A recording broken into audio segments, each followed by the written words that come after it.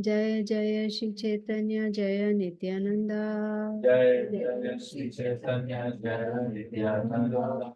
Jaya Advaita Chandra Jaya Gaura Bhakta Vrinda. Jaya Dvaita Chandra Jaya Gaura Bhakta Vrinda. Jaya Jaya Shri Caitanya Jaya Nityananda. Jaya Jaya Shri Caitanya Jaya Nityananda. Jaya Advaita Chandra Jaya Gaura Bhakta Vrinda. Jaya Dvaita Chandra Jaya Gaura Bhakta Vrinda. Jaya Jaya Shri Caitanya Jaya Nityananda.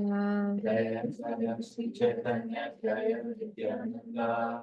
Jaya Advaita Chandra Jaya Gaura Bhakta Vrinda. Jaya Dvaita Chandra Jaya Gaura Bhakta Vrinda. So we are continuing with Sri Caitanya Charitamrta, Adi Lila, chapter 5, text number 37. Taiche para vyomena chichakti vilasa nirvishesha jyotirbimba bahire prakasha. Translation by Srila Prabhupada. Srila Prabhupada ki jai.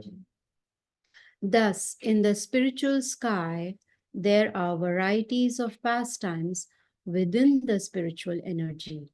Outside the Vaikuntha planets appears the impersonal reflection of light. Text number 38. Nirvishesha Brahmasei Kevala Jyotirmaya Sayuchera Adhikari Tanha Payalaya. Translation by Srila Prabhupada. That impersonal Brahman effulgence consists only of the effulgent rays of the Lord. Those fit for Sayujya liberation merge into that effulgence. Text 39. Siddha lokastu tamasaha pare yatra vasantihi siddha brahma sukhe magna daityascha harina hataha. Translation and purport by Srila Prabhupada. Beyond the region of ignorance or the material cosmic manifestation lies the realm of Siddhaloka. The Siddhas reside there, absorbed in the bliss of Brahman. Demons killed by the Lord also attain that realm. Purport. Tamas means darkness. The material world is dark, and beyond the material world is light. In other words, after passing through the entire material atmosphere, one can come to the luminous spiritual sky, whose impersonal effulgence is known as Siddhaloka. Mayavadi philosophers who aspire to merge with the body of the Supreme Personality of Godhead, as well as demoniac persons who are killed by Krishna, such as Kamsa and Shishupal, enter that Brahman effulgence. Yogis who attain oneness through meditation according to the Patanjali Yoga system also reach Siddhaloka. This is a verse from the Brahmanda Puran. Text number 40. Sei para vyome narayane rachari pashe dwaraka chaturvyuhera dvitaya prakashe. Translation and purport.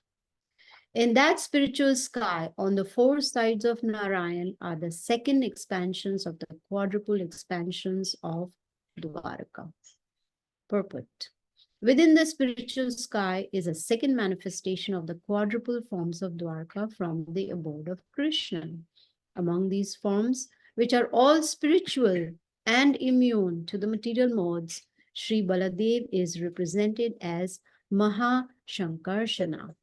The activities in the spiritual sky are manifested by the internal potency in pure spiritual existence. They expand in 6 transcendental opulences, which are all manifestations of Mahashankarshana, who is the ultimate reservoir and objective of all living entities. Although belonging to the marginal potency known as Jiva Shakti, the spiritual sparks known as the living entities are subjected to the conditions of material energy. It is because these sparks are related with both the internal and external potencies of the Lord that they are known as belonging to the marginal potency. In considering the quadruple forms of the absolute personality of Godhead known as Vasudev, Shankarshana, Pradyumna, and Aniruddha, the impersonalists, headed by Sripad Shankaracharya, have interpreted the affirmations of the Vedanta Sutra in a way suitable for the impersonalist school. To provide the intrinsic import of such aphorisms, however, Srila Rupa Goswami, the leader of the six Goswamis of Vrindavan, has properly replied to the impersonalists in his Laghu Bhagavatamrita, which is a natural commentary on the aphorisms of the Vedanta Sutra. The Padma Purana is quoted by Srila Rupa Goswami in his Laghu Bhagavatamrita, describes that in the spiritual sky there are four directions corresponding to east, west, north, and south, in which Vasudev, Shankarshana, Aniruddha, and Pradyumna are situated. The same forms are also situated in the material sky. The Padma Puran also describes a place in the spiritual sky known as Vedavati Pura, where Vasudev resides. In Vishnu Loka, which is above Satyaloka, Sankarshana resides. Mahasankarshana is another name of Sankarshana. Pradyumna lives in Dwarkapura, and Aniruddha lies on the eternal bed of Shesha, generally known as Ananta Shaya, on the island called Shvetadvip in the ocean of milk. Text 41, last one for today. Vasudev Sankarshana Pradyumna Aniruddha Dvitiya Chaturvyuha A Turiya Vishuddha. Translation and purport by Srila Prabhupada.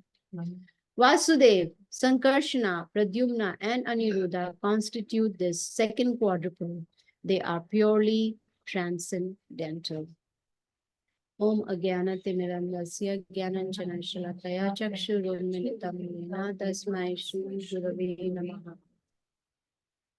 So purport is very, very long, so I'll cover it in the class for this last verse 41.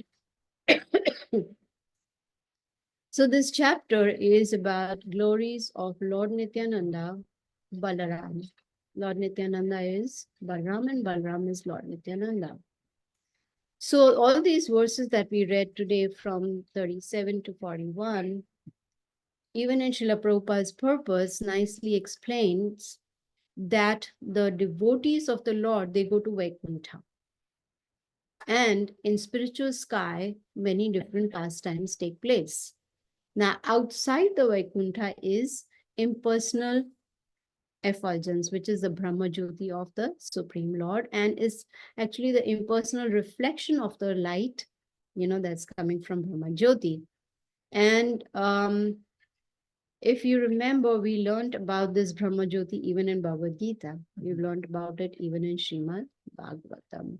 So the light which is outside Vaikuntha, these are only the effulgent rays of Krishna. You see? And Srila Prabhupada talks about Sayujya Mukti, which is liberation in the form of merging into the effulgence of the Lord, means merging into this Brahma Jyoti. If you remember, the verses that we read today talked about Siddhaloka, right? We or no, don't remember. We just read it 5 minutes ago. Is the mind going towards prasadam by any chance? With all that nice prasadam fragrance is coming. No, that's okay. I'm just. No, it's not disturbing. I just want everyone to concentrate on Caitanya Charitamrita. Oh, so you even figured out it's.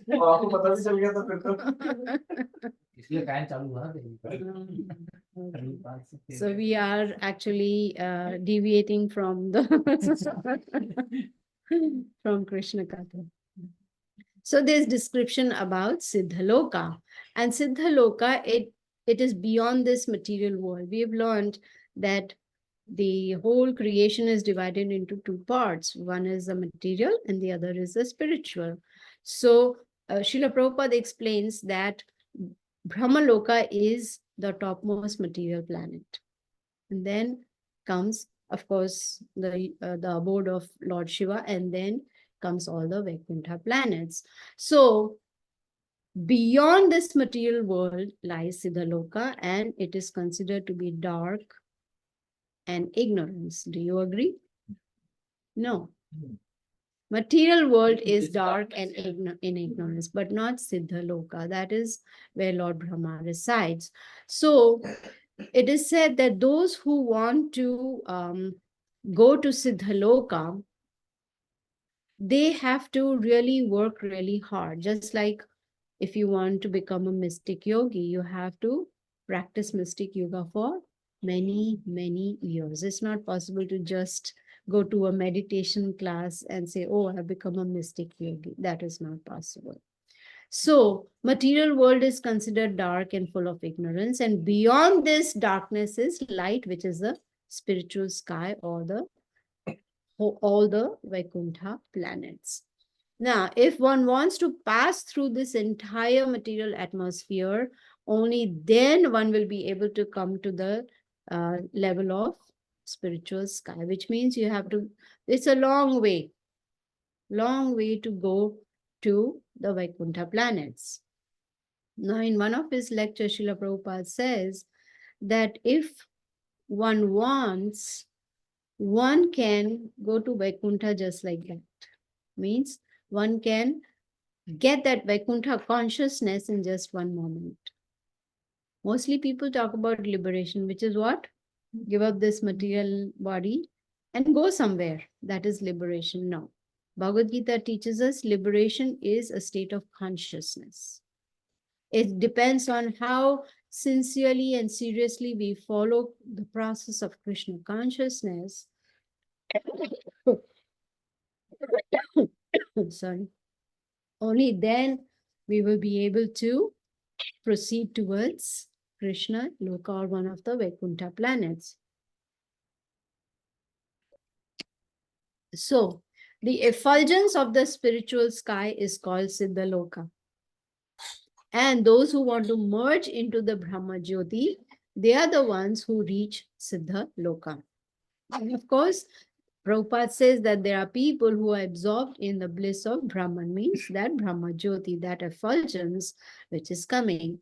And we heard that he also talked about two examples in his purport for those who merged in this effulgence.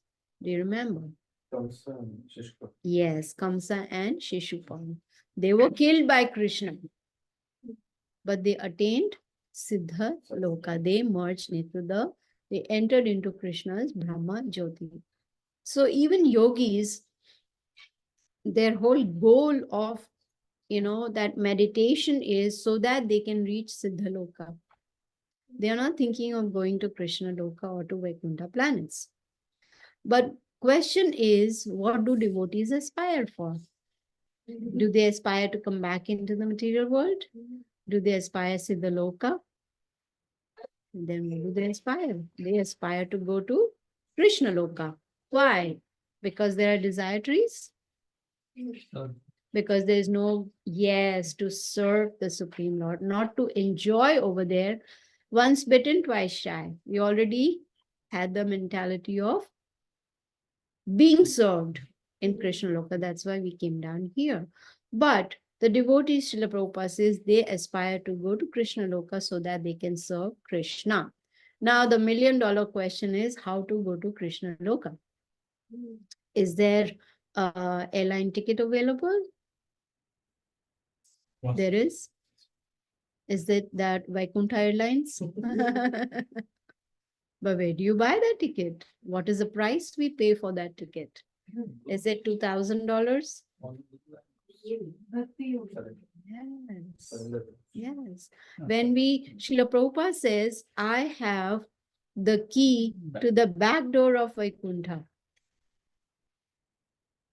Hidingly you enter inside like chore.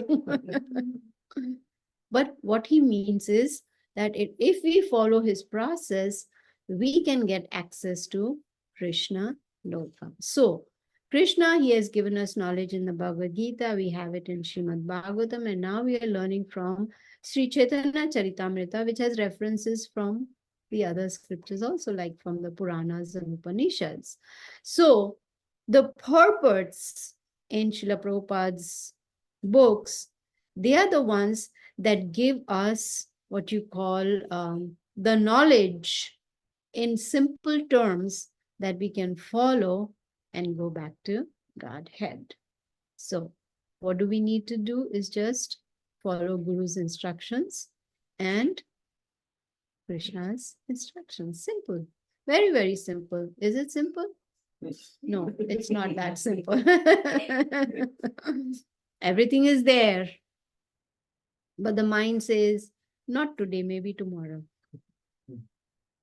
Not today, maybe tomorrow. Just like when I was on this trip, my son said, come, let's do yoga. I said, not today, tomorrow. Then the next day he said, come, let's do some yoga. I said, no, not today, tomorrow. That is the mentality we have in Kali Yuga, right? We want to push everything for future. But this opportunity that we have, this golden opportunity of having the access to Krishna Katha is very, very rare.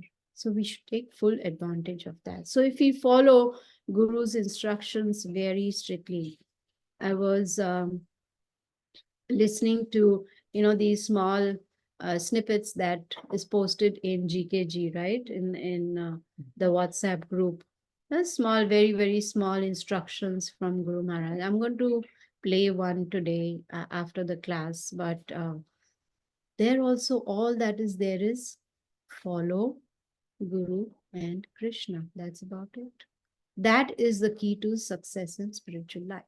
And what does the Guru say?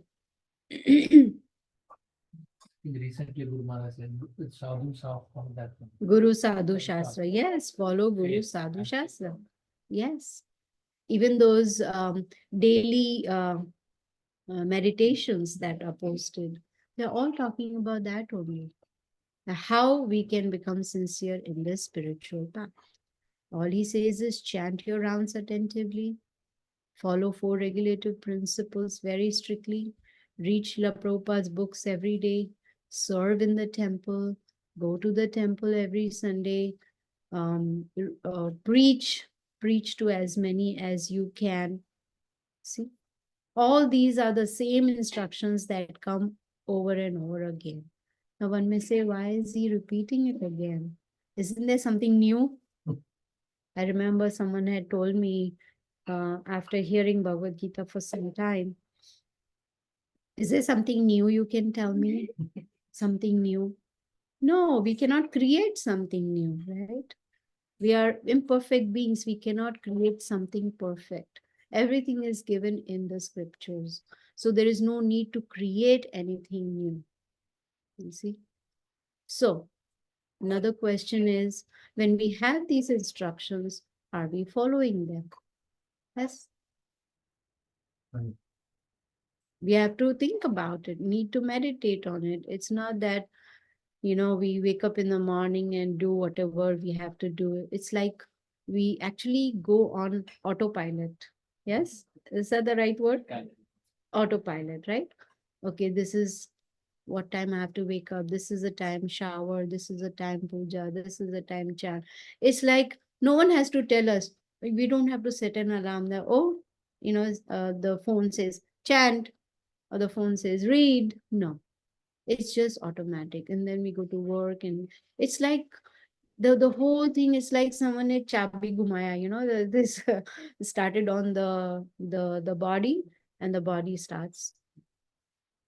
We need to sit down and meditate and contemplate on what did I do today? Did I actually took time to chant attentively? Did I actually make any mistakes? Did I follow the 4 regulative principles strictly? You see, all these things, or am I doing what is convenient for me? Don't we look for that? When we sit down, what do we look for? Backrest. Yes, we look for backrest. Yes, we are all old people, so even young people, they need backrest, right? Something convenient, something comfortable. But bhakti is not convenient. Bhakti is not being comfortable. Bhakti is not trying to do what is doable. What do they say in this material world? Come out of your comfort zone. Do we do that? Do we come out of the comfort zone and go that extra mile for Krishna? You should think about it. You see, why is it? Let me give you an example. Excuse me.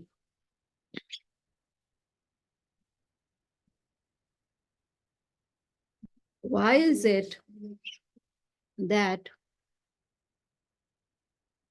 the instructions given by the spiritual master are very, very important? Why do you think? Is it because he likes to control us, or he wants to, lord it over us? What is the reason he gives us those instructions?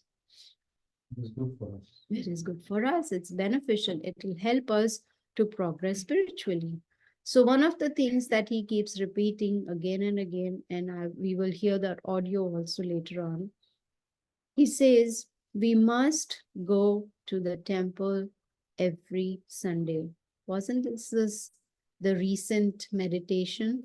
Right? Was it yesterday or today? 2, 3 days back, right? Why does he say that? Go to the temple every Sunday. He doesn't say you can go to the temple when you like. Does he say that? Does he say you can go to the temple when it's convenient for you? But what do we do when we go to the temple? Have darshan, sit down, eat prasad, and come back? No.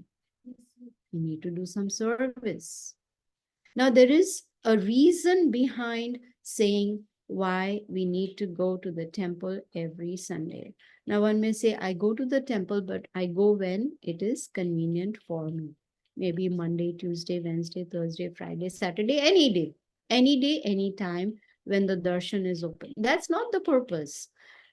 Guru is not saying go to the temple so you can have darshan and come back. That is for our satisfaction. We feel satisfied that we followed his instructions, go to the temple. Does that make sense? But he says go to the temple every Sunday. He doesn't say whichever Sunday is convenient. He says every Sunday. Now the question is, which temple? Isn't it? Which temple? Is it the temple which is convenient for us we go to? Or is it the temple we go to which is ISKCON Atlanta? We have to be very, very careful of the instructions. If we try to, lead our spiritual lives the way we want to, we may not progress as much as we would like to. So Guru's instructions are very, very important. They are like, uh, um, you can say, a golden book of rules. It's a golden book. And his instructions are the same all the time. Now, next week, he's not going to say, go to temple on Mondays. He won't say that. There's a reason behind it. So we need to make sure that we go that extra mile which is necessary for our spiritual progress. Follow the instructions as it is. When we will follow his instructions, he will be so pleased and he will bless us. And when he is pleased, who is pleased? Krishna is automatically pleased. It's very difficult to please Krishna. But if we go through the spiritual master, then it becomes easy. There's no other way. But choice is ours. What we want to do, we choose a destination. We choose whether we want to go back in this life or we want to try for many lifetimes. There's no guarantee that we will have that option in the next life. So Krishna consciousness is a very serious path. It is not casual. Prabhupada says bhakti is not casual, not something that is convenient for us, what something suits us or suits our time frame. No, bhakti is very serious business. Not let me do what I want to do when I want to do. Now, in one of the verses that we read, it talked about spiritual sky. excuse me, and it also talks about the four sides of Lord Narayana, where there is the second quadruple expansion, right? And which is Vasudev, Sankarshana, Pradyumna, and Aniruddha, and says that second quadruple expansion of Dwarka. And all these are spiritual and they are not affected by the modes of material nature. And Lord Baladev is present there as Maha Sankarshana. And everything in the spiritual sky is manifested by the internal potency of Krishna. And everything there is pure and transcendental, which means everything is spiritual. That's why it's called spiritual sky.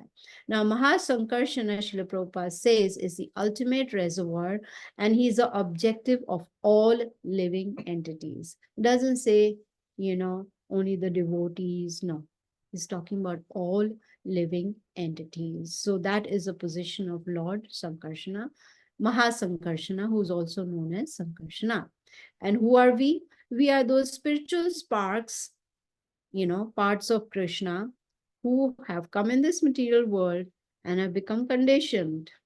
What are we conditioned with? So many things. One of the things is, I'm never going to die. Someone sent me a picture of an old lady, 125 years old. And she put there that she baked her own cake. And there she is in front of her cake, cutting it. Have you seen that? No. Yeah. Not like 125, I think 106 or 16 something. That's the one. I saw 125. And she made her own cake. And I was thinking, what a waste of time. Instead of chanting Hare Krishna, you're baking a cake to celebrate your birthday. 125 years. We should be very careful of every moment of our life because every moment that passes by can never come back, right? It's 8:02 right now. We started at 7:30. 32 minutes are gone. Can we go back to 7:30? And can we again charge $50? We can't do that. It's gone, right? I'm just reminding you. Petro is going to cover the cost. Oh, because he was late? No, there are people. Yeah, we have to cover the cost from someone. If I have to else. Yeah, I'll come 15 minutes early. Mhm. But there are people. Then you should just sit in the car and come. That's it. That's my plan. Whoever Next wants to one. come will come later on. They can come. Perfect plan. I'll do next time onward. Then me and Pankaj will come at 7 o'clock. Yeah. We can do. Yeah. Prabhupada used to say, we are laughing about it, but Prabhupada used to say that punctuality and cleanliness, these two are very, very important in spiritual life. Very important. If we cannot be able to follow these two principles, then how can we progress, right? Say, supposing my child is very ill, will I be late? No, I'm going to rush to the doctor, rush to the hospital and not worry about, let me, take my time. No.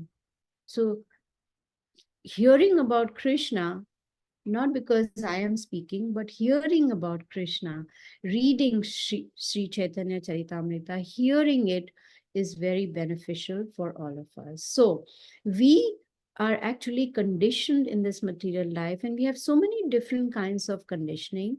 And it is actually like the whole brain is wired up wrong in scientific terms.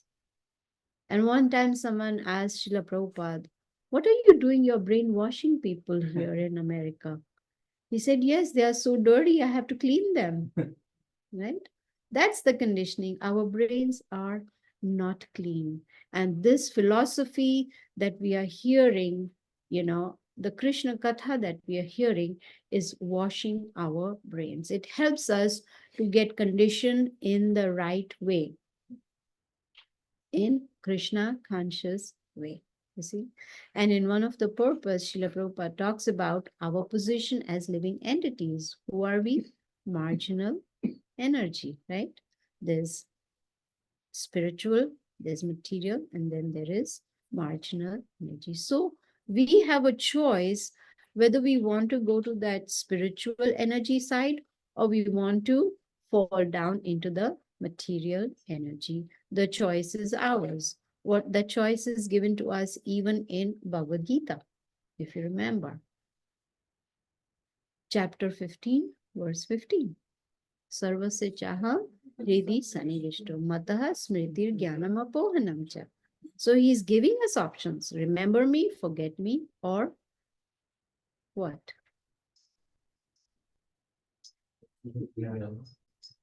Remember, forgetful, and Get the knowledge. Yeah. Yes. Remember me, forget me, or take my knowledge. So Krishna is giving us choices because he knows we like multiple choices. We are used to it since childhood. In school, we get multiple choice, right? And we used to be so happy. Oh, we have got 4 options. So we can do Ina, Mina, Mina, Mo, and then just pick one, right?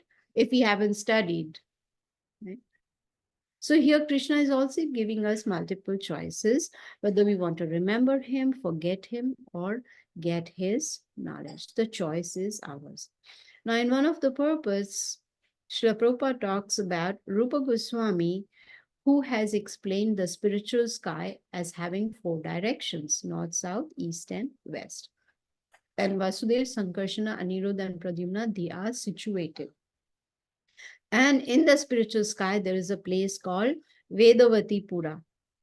So Vasudev resides in Vedavati Pura, Sankarshana resides in Vishnuloka, Pradyumna resides in Dwarakapura, and Aniruddha lies as a bed of Shesha, Anantashaya, right? Lord Narayana, he is lying down on that bed of Shesha. And the island is called Shvetadvip, which is an ocean of milk. So this is a second quadruple expansion, which is purely transcendental. Then Srila Prabhupada also talks about Shankarshana, if you remember. And then he talks about Shankaracharya.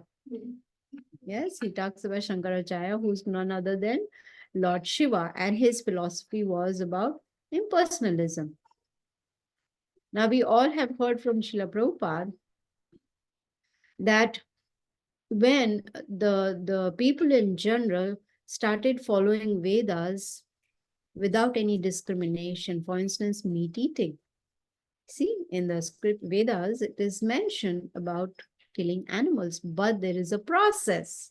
It's once a month, one day in a month, on a special day, and that Brahmana who kills, sacrifices the animal has the capability to give human birth to that animal by just chanting the mantras in that fire sacrifice. But how do people started doing? They're killing animals just for taste, just to eat meat. So to remove or move the people away from Vedas, Krishna came as Lord Buddha. And he wanted to wean them away from Vedas. Says, don't follow Vedas. No need to follow Vedas. And because if he told them don't eat meat, they would not listen. Do children listen directly? You have to find ways, right? Like even to give the medicine, you have to find ways, put it with honey or something, right? This is called sugar coated. We adults also like sugar coating. Right? We also want, okay, you want me to do that, but then, what if? No. So Lord Buddha weaned them away from the Vedas, and then Krishna sent Lord Shiva as Shankaracharya to gradually bring them back to Vedas, but first teach them impersonalism, that the Lord has no form. So when Lord Shankaracharya came, he wanted that people should focus on impersonalism in the beginning, and this he was doing under the order of Lord Narayana, not on his own. He just wanted to mislead the monists. That is why. It's not possible to understand Krishna with speculation. Oh, in my opinion, according to me, I think so.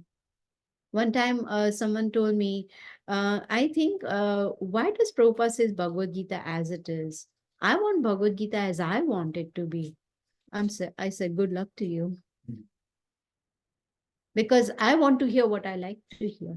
I don't want to hear what Krishna has to say. I don't want as it is.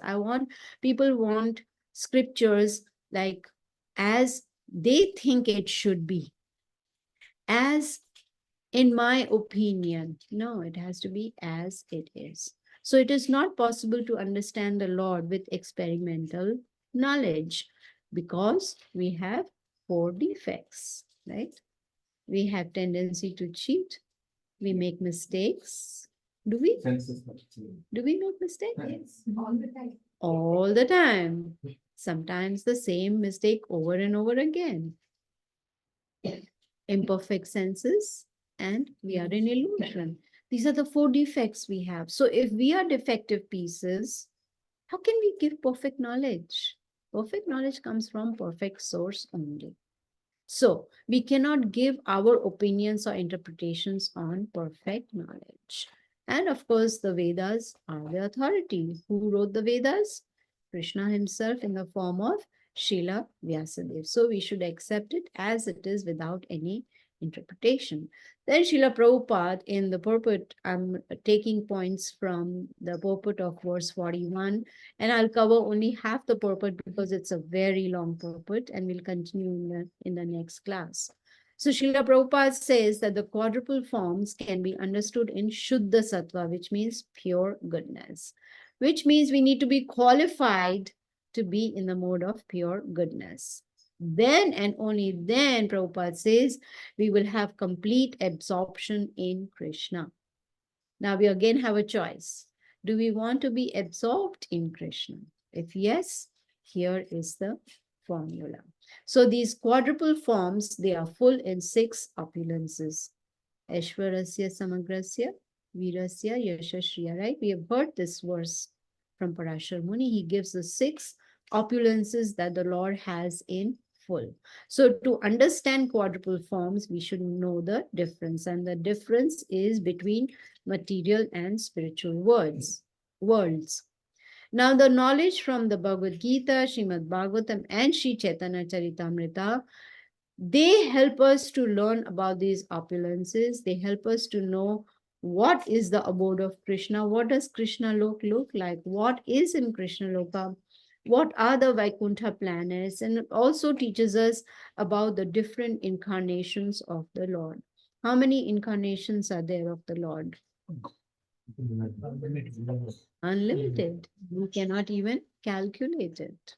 It's like ongoing incarnations after incarnations just keep going on. So, if our ultimate goal of life is to be able to go back to that spiritual world, then we need to have this knowledge. We need to understand this knowledge. This is what attracted my husband and I, that it was not blind faith. I'm telling you, so do it. No, why should I? I'm telling you to chant. Why? Why should I chant? I'm telling you to chant this. Why? Why should I chant only Hare Krishna? So knowledge is very, very important. It will help us to understand what is our position, like GPS. First, it'll see where are you. Then we put the destination, where do I want to go? So if I say I am in the Vaikuntha planet and I want to go to the material world, okay, that's what the GPS is going to do. I am in the material world, but I want to go to Krishna Loka. These books are the GPS that give us direction how to go there. So the devotees, with the help of knowledge, they understand how Krishna expands himself in 4 forms: Vasudev, Sankarshana, Pradyumna, and Aniruddha, and how there is a second quadruple expansion as well. So Srila Prabhupada says another name of Vasudeva is Paramatma, another name of Sankarshana is Jiva, of Pradyumna is mind, and Aniruddha is false ego. And Vasudeva is considered the origin of material nature. Now, the Vedas, they give us references which clearly tell us that Krishna, Vasudev, Narayana, they are all the same in Supersoul. But the Mayavadis and Shankaracharya, they talk differently. They do not believe in Vasudev, Sankarshana, Pradyumna, or Aniruddha. No, they think they all are one. But the devotees know that they are in four forms and they know that they all are one because they're all coming from Krishna himself. They are absolute full in six opulences. The devotees, they do not believe in jugglery of words. Like in Bhagavad Gita also Krishna says that there are many who like the flowery words of the Vedas. Right? Devotees don't, no. So that is why, because Mayavadis, they do not believe in the personal form of the Lord, Chaitanya Mahaprabhu says, stay away from Mayavadis. Because if we do not, they can influence us and we will say, there is no God. If there is a God, there is no form. We'll also become a Mayavadi. See, this is how association can influence us. You got to be very careful who do we associate with. I was hearing Guru Maharaj talking about uh, giving reference of Rupa Goswami, who talks about three different levels of association, right? Association with those who are more advanced than us. What do? We give them full respect, serve them, and be joyful in front of them. Have you heard that before? Be joyful. Instead of like that, like that. Be joyful. And those who are on the same level as us, we become friends with them and confide in them and associate and exchange, discuss Krishna Katha. And those who are less advanced than us, we become more compassionate and give more association. See? So Rupa Goswami, he says that these four expansions of Lord Narayana are in the spiritual sky and they are famous as Mahavastha. And among them, Vasudev is worshipped within the heart. How? By meditation. Why? Because he is the predominating deity of the heart. Now, Sankarshana is a second expansion of Vasudev, and he's a personal expansion for pastimes. He's the reservoir of all living entities, and that's why he's called Jiva also. So we should not be confused that he's like us. That's very, very important. And his beauty is greater than innumerable full moons. And he is worshipped as principle of ego. And he has invested Anantadev with all potencies of sustenance. He also exhibits as supersoul in Rudra, in Adharma, in Sarpa, Antaka or Yamaraj, and in demons. And Pradyumna appears from Sankarshana, and intelligent people worship him. And Lakshmi Devi always chants glories of Pradyumna in Ila Vrata. She always serves him with great devotion. And his complexion sometimes is golden and sometimes bluish. And the origin of creation of material world. Because of him, all functions with energy for regeneration. So he's very, very important expansion of the Lord. And Aniruddha is worshipped by great sages, psychologists as the principle of the mind. And complexion is similar to bluish hue of blue cloud. And he engages in maintenance of cosmic manifestation. He's a super soul of dharma, manus, and demigods, and is the deity of false ego. And this reference is there even in Pancharatra. So this all Srila Prabhupada has explained in the purport, half of the purport. It's a very long purport. And he says, Mahavara Puran states, quadruple expansions are Sachidananda. And Narada Pancharatra states that Krishna can manifest in different ways. We have learned this even in Bhagavad Gita, right? He can manifest in different ways, sometimes golden, sometimes blue, like Vaidurya gem, and that can be in different colors also. Why? Because nothing is impossible for the Supreme Lord. I remember when I was visiting Los Angeles Temple, someone had asked me a question, so I thought, let me ask a senior devotee. So this Prabhupada disciple who left his body some years ago, his name was Suradas Prabhu. After he gave the lecture and he came out, so I said, Prabhu, can I ask you a question? He said, yes. That itself tells you, oh, should I ask the question or not? So I said, why is it that sometimes we see the deities white marble, sometimes we see him black? Why? He said, because he's Krishna. He can do whatever he wants. He can come in whichever color he wants. And that is what Prabhupada also says. Sometimes he's golden, sometimes he's blue, right? Sometimes white, sometimes like different Vaidurya gems in different colors. So nothing is impossible for the Supreme Lord. And Srimad Bhagavatam says that Krishna becomes different Krishnas in 16,000 palaces, if you remember. Narad Muni was confused. He's like, he's going to one palace, Krishna is there, second palace, Krishna is there. How is it possible? It's possible because he is Krishna, the Supreme Personality of Godhead.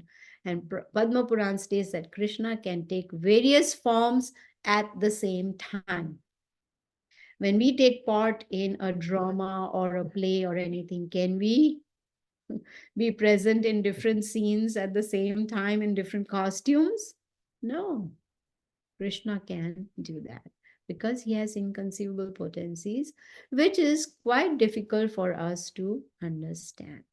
But those who have firm faith in Guru and Krishna can understand. What does Krishna say in the Bhagavad Gita? Tesham satata yuktanam bhajatam pritipurkam dadami buddhi. Who gives the buddhi? Krishna gives the buddhi. But we think, I am intelligent. I have the buddhi. I'm the one who is the creator of that buddhi. So if we follow these instructions given in Bhagavad Gita and Srimad Bhagavatam, and of course Sri Caitanya Caritamrta, we will be able to progress spiritually. If we can somehow or the other understand who is Krishna, what are his activities, how does he perform these pastimes? Janma karma cha me divyam. He says, my appearance and activities are divyam, they are transcendental. Evam yo veti tattva deham punarjanma neti mameti. If we can understand, we will not come back into this material world. So, and I know it's difficult to understand the pastimes of Krishna, but anything that is beyond our conception, Prabhupada says, approach authority. When we learn from authority, which is our spiritual master, then we will be able to understand by mercy of Guru and Krishna. So, Krishna's pastimes, yes, they are inconceivable because they are unlimited, they are transcendental, they are not material, and that is why he is called Nirguna, which means Nirguna may mean no qualities, right? No guna. No, it means no material qualities. Yes. So if we can concentrate first on the Bhagavad Gita, try to understand, then be able to go to Srimad Bhagavatam and then to Sri Chaitanya Charitamrita. In Bhagavad Gita Karma Yoga section, clearly explains to us how to perform our activities, how to do a karma, how not to get entangled in this cycle of action and reaction. See, because if we don't pay attention to that, then we can get entangled completely and we'll get affected by that. And then that will lead to bondage. No one likes to be tied down. What if Prabhu tied us down today, everyone, all our hands and legs and all? How will we eat prasadam? I was right? going to say, if Prasadam is not finished, then I will do that. Oh.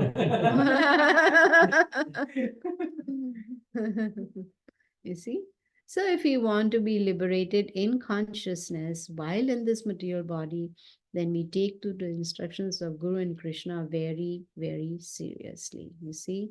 So, process is given to us by Srila Prabhupada, to help us understand Krishna.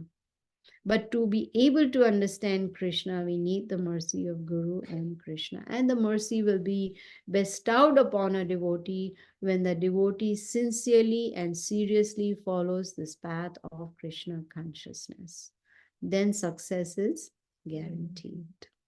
Krishna says, Masuchaha, do not fear. He is going to take care. Someone was asking a question. I was in the class of Harrisburg, ISKCON Harrisburg, and Debbie asked this question, that what if I am practicing Bhakti Yoga, but at the time of death I don't remember Krishna? Then what happens to me? And this was, huh? I'm thinking that Krishna might will come for like remind. Not might, he will. He will, yeah. He will. He will. And this is a question I asked Guru Maharaj in the early days because I was afraid. And my question was, what if I die in an accident? I won't have time to think of Krishna. He said, if Krishna sees that you have been very sincerely practicing Bhakti Yoga throughout your life, he will make sure he will enter into your mind so you can remember him. But for that, we need to be very alert in our practice of Bhakti Yoga. So half of the purport of 41 is over, and we'll continue with that in the next class. So we'll end now. Thank you so much. Hare Krishna. Mataji, I'm confused about when you said Krishna's recommended is impersonal form. So that is confusing. You always talk about impersonal form. Are the impersonal is to talk